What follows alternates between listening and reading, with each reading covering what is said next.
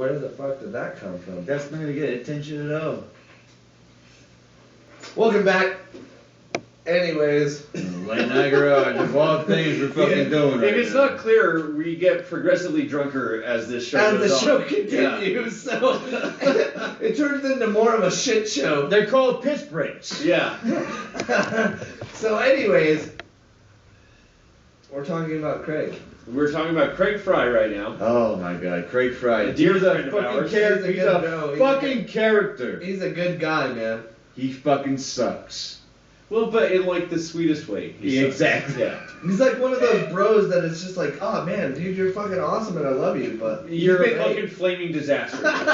He's been hit by cars. He's been fucking like Yeah. attacked by fucking mountain lions. He got hit by a bus, remember that? He said that he actually, you know what? I could take down a mountain lion. I remember that. I Little remember bear you said house. you could take down a mountain lion with a bear. Yeah, all right. Yeah. Craig Frye, ultimate like beast human being thinks.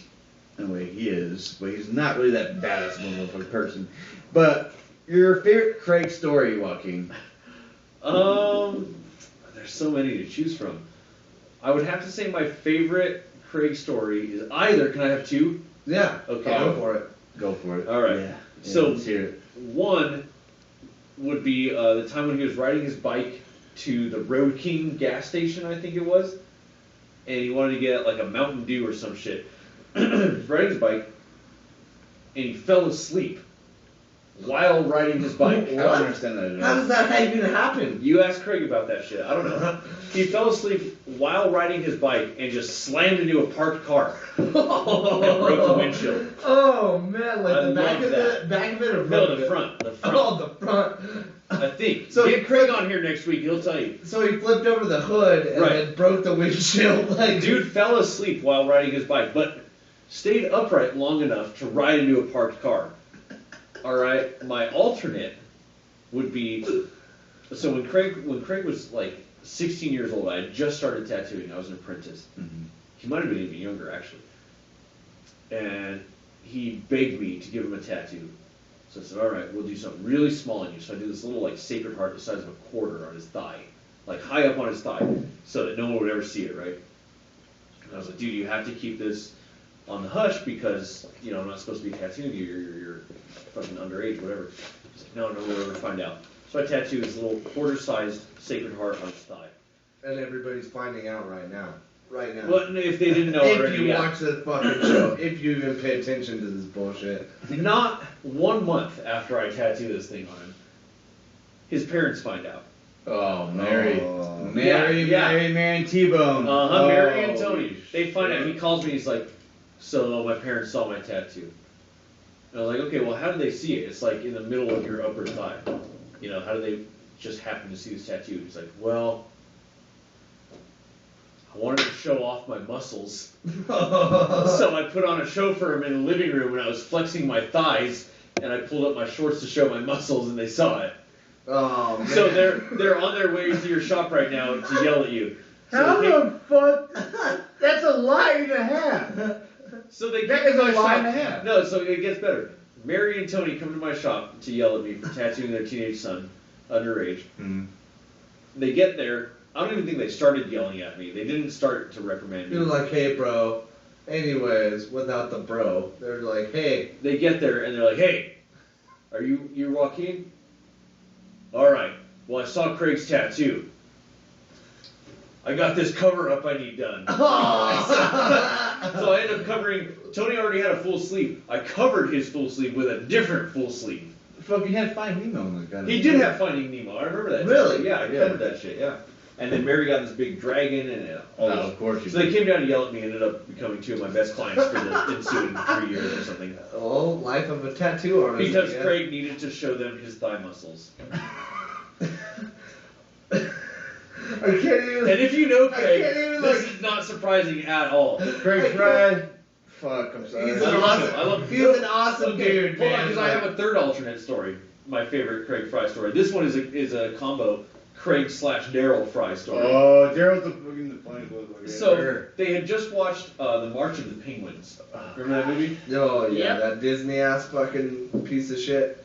And they decided that they were now penguins. So they walked around the house. They got grounded for being penguins. They walked around the house making penguin noises, and Tony, the stepdad, told them, because he was getting so annoyed, he's like, if I hear one more sound out of you guys, you're both grounded. And Daryl, right, Daryl just looks at him, and he goes, and he said, that's it, you're grounded. So they both got grounded for acting like penguins in the house. And they put I think Tony puts them in the fucking, like, the pantry. And, and it's like, oh, you guys, you're going to the pantry, puts them in the pantry, like, oh, here's...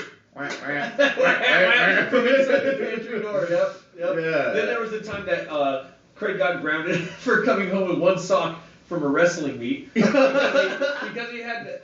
Craig, come on, man. You brought up Sandy, I'm bringing up the sock. Craig went to a wrestling meet and had to shit in the middle of it. There was no toilet paper left, so he had to use one of his socks. And he got grounded for coming home with only one sock. No, there's one time, actually, Craig Frye, it was his birthday, it was in May, and we're all hanging out, skateboarding and all that bullshit, doing the little thing we used to do back in the day. And we all stunk like sweat, cigarette, and just gross. Took off our shoes in front of the house, as Mary would fucking want. Right, I remember that. Made everybody take showers Okay. and wash their clothes. Yep. Oh yeah. Well, no. So talking about clothes, let's talk about how Craig Frye can't shit if he's wearing a single article of clothing.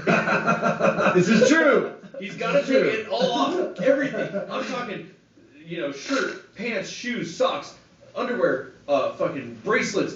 I heard if the dude's got gel in his hair, he has to rinse it out first. Are you serious? This is That was Craig kind of Frye. like Johnny Marquez. Like, dude's one of my best friends. Ex-roommate, we're still fucking tight friends. But one night, we were having this party where we all tripped shrooms, man. Like, we all did a bunch of fucking shroomies. And, next thing you know, fucking Johnny disappears, dude. We're all tripping the fuck out. And we're like, where's Johnny at, dude? Like, he went into the bathroom like 3.5 hours ago. Like, no joke. That's not even an exaggeration on the time frame. That was the exact thing. It was like, he went into our downstairs bathroom like 3 hours ago. Speak of that. Where the fuck Were those words? What the fuck did you just say? So, we opened the door, dude, to like check on him and be like, okay, is Johnny in the bathroom, or like did he go upstairs at some point? We just didn't notice. Open the door. Johnny is butt ass naked. Butt naked.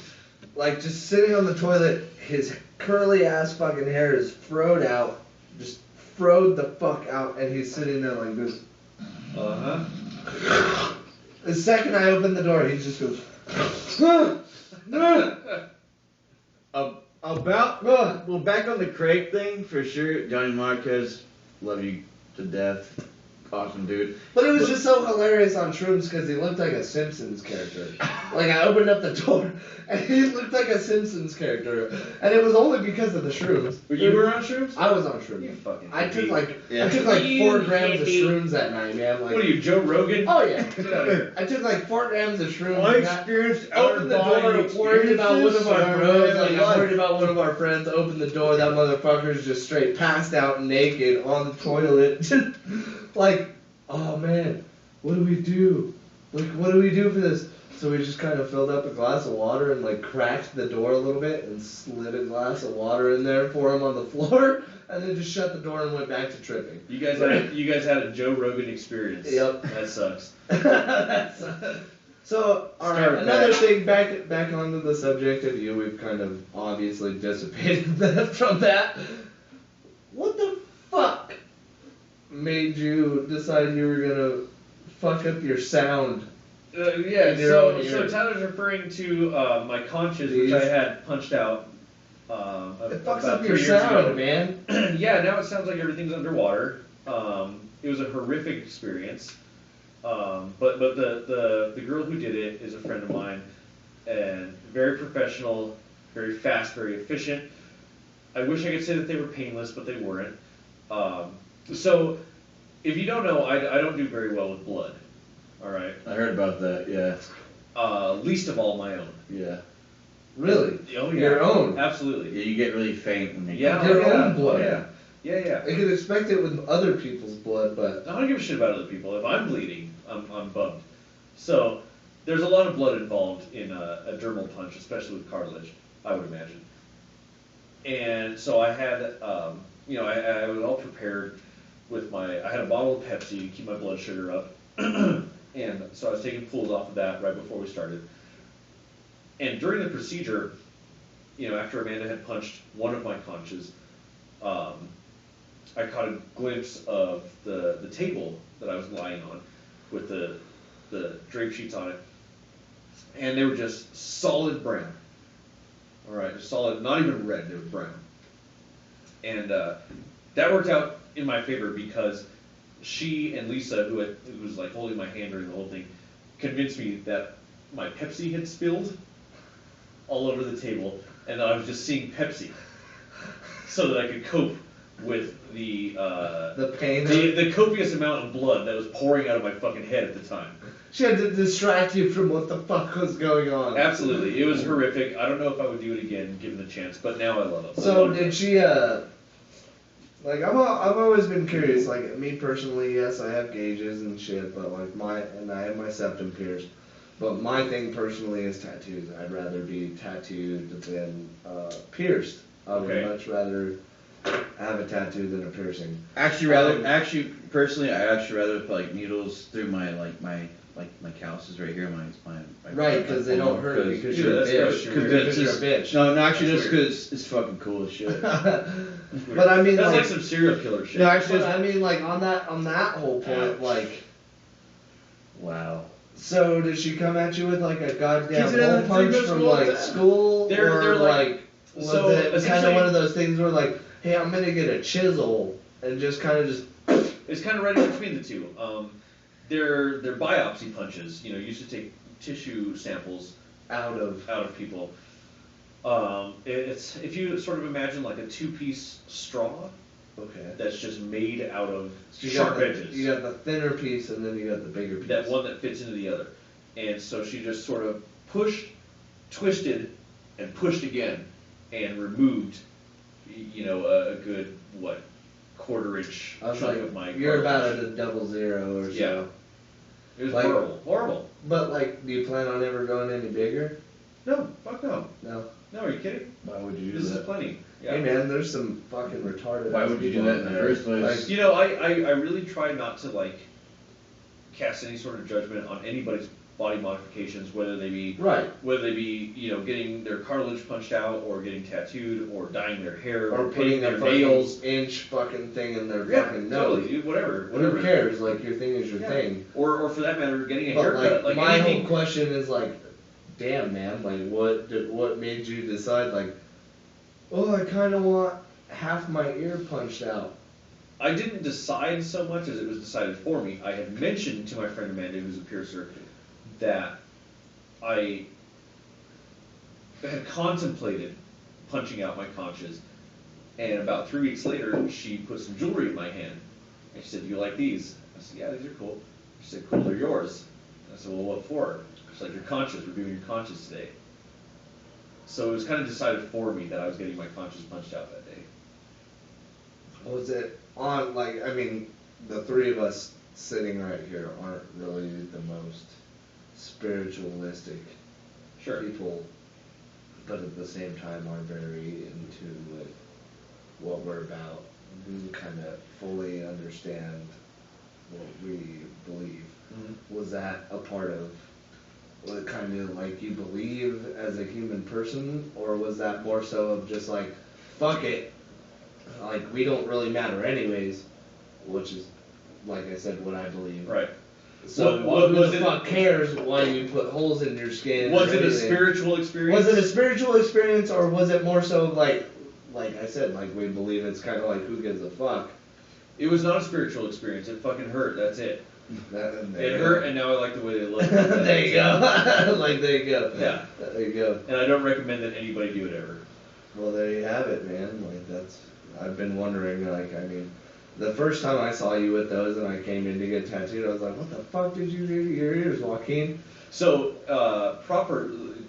done properly, I understand you're supposed to eat the cartilage after you get it punched out.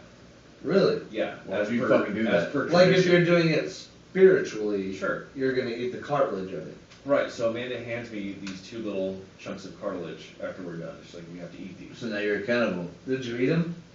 No, I didn't fucking eat them.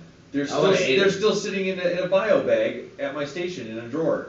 I'm saving them for later. I wasn't hungry. I would have been drunk and I would have I wasn't eaten. hungry. I was not drunk nor hungry. I didn't fucking eat them. Well, if anyone wants to eat my conches, come by. You can have them. You saw it here. You get Next me, episode. You get me drunk enough, I'll eat them.